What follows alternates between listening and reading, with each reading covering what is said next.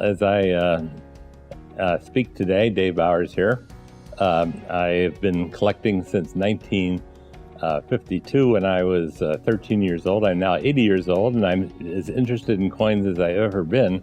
I think the answer to that, quick answer, although I could talk about it a long time, is that first of all, coins are infinitely interesting. The art of coins, the history of coins, the romance of coins. And notice I didn't say the grade of a coin or the price of gold. I just said what a coin looks at. If I look at a decadrama of ancient Syracuse and I see a charioteer, I can think of ancient times and how that was created. If I look at a Vermont copper coin of 1785, I collect Vermont copper coins, I can envision the state of Vermont. Actually, it was the Republic of Vermont. What wasn't a state yet. They issued their own coinage. The coinage is very crude, but very interesting, handmade dies. There are always new discoveries being made, new varieties, new questions. I'm now researching a token that may or may not have Mormon legends. I'm not a Mormon, but the Mormons have a very rich coinage numismatic history with paper money and notes, and I've been involved in that. One thing leads to another, and I answer one question, and another one comes up. But as far as longevity goes, Ken Brissett, I was talking to him today, spending time with him. He started collecting as a little kid, and he's still enthusiastic. He's 91 years old.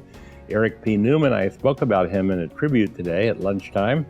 And Eric started as a kid, and at age 106, he was still interested in numismatics. But along the way, Eric wrote the foreword to a number of my books, suggested the title to my Central America book, and he was infinitely interested in coins. I think coin people is one of the most important assets of coins.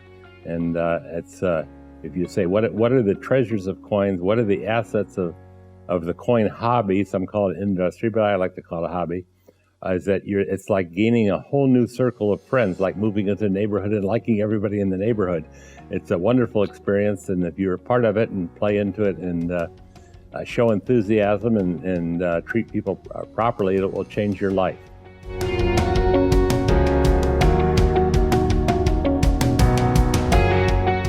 Well, someone starting out today, they would be of any age. They could be a teenager interested in iPhones and cell phones and computers, or they could be retirement age. Newcomers come of all ages and all inclinations.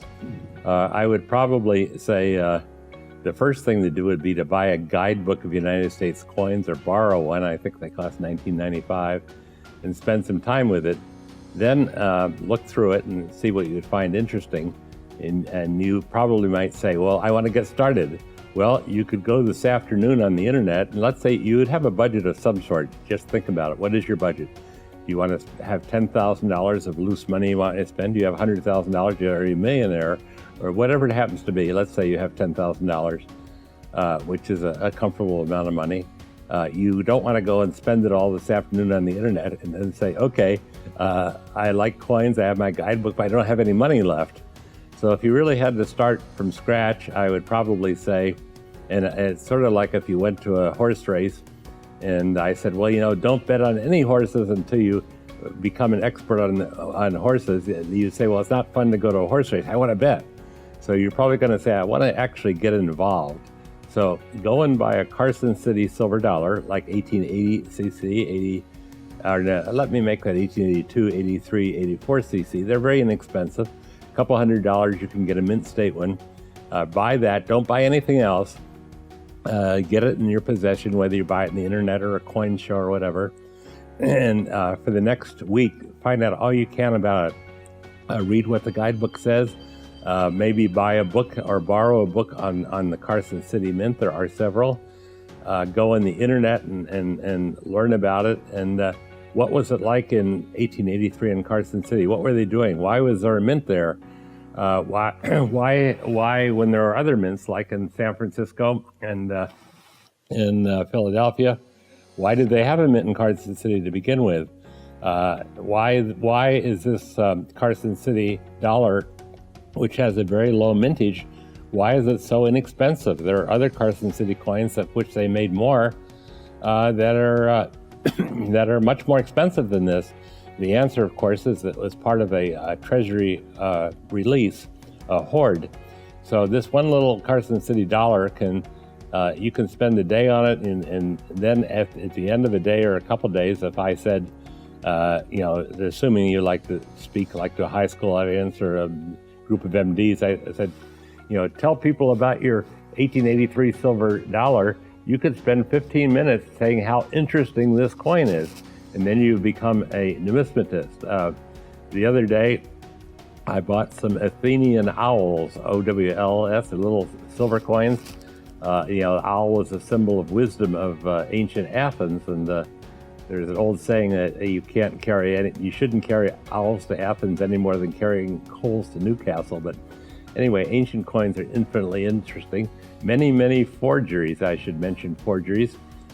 Be careful, and if you buy a coin, it would be best, especially as a newcomer, to have it certified by the professional numismatist, professional PCGS or Professional Coin Grading Service, or NGC, Numismatic Guarantee Corporation. They'll put a grade on it, but at least you know it's genuine. These are very clever counterfeits.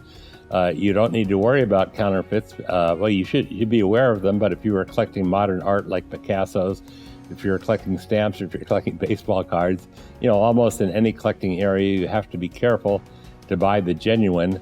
I would not buy anything on the internet and resist bargains. The 1883 CC dollar that I mentioned, and let's say it's an MS63 grade, if it's worth X, if you see it on the internet for half X, then it probably isn't genuine. So be careful and go slowly. Do reading, build a library, and if you have a $10,000 budget, make it last over a year or two. Join the American Numismatic Association, subscribe to Coin World, subscribe to Numismatic News, read various internet sites, and go to a coin show or two. And you don't have to be a big buyer. I mean, some dealers will say, what can I sell you? But speaking as a dealer, if you came up to me and said, I'm new, I just learned about coins last week and I don't have much money to spend, tell me about Morgan dollars, I'd say, sit down, I'm happy to talk to you about it. I've been my Coin World columnist since 1961, and I've always answered every little question, unless it's a question just sent out to hundreds of people. If someone writes to me from Coin World and I saw in your column about this, can you explain this? I'll explain it. And one of the nice things about knowing about coins is sharing them with newcomers. But the future of coins is different than when I was a kid. But there are many, many opportunities, more information available today than ever before. The Newman Numismatic Portal on the internet gives you free access to a library that would cost several $1 million to build. I didn't have that as a kid. I had to go out and buy the books. So there's a lot of things in the offing if you're a new collector.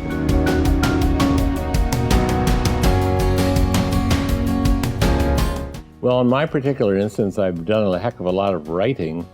So if you want to know what I think about something, I have any number of Whitman books and other books you can buy. My first book, Coins and Collectors, in 1964, it brought thousands of people into collecting. And my Coin World column, which has been running since 1961, the longest running column in world numismatic history, has a lot of information. About 20 years ago, Coin World said that they wanted to do an anthology of these columns. They did not have them on the internet or anything, but if that were ever published. But for me, all you need to do is look at if I'm not here anymore, although I plan to live to be 124 years old, so plan to be around. You can look at what I wrote. As far as others, their knowledge, I would probably talk to them and see if they've written anything, or they can answer any questions of yours. And also, if you have a particular specialty, let's say you like early copper cents, 1793, 95, 1857 large cents, join early American coppers and talk to some of the people there and meet the people involved, and they'll share their knowledge. Knowledge is ephemeral, and probably the only thing that will last are things that are in print, and then, of course, in modern times, things that are in film, as what we're doing here today.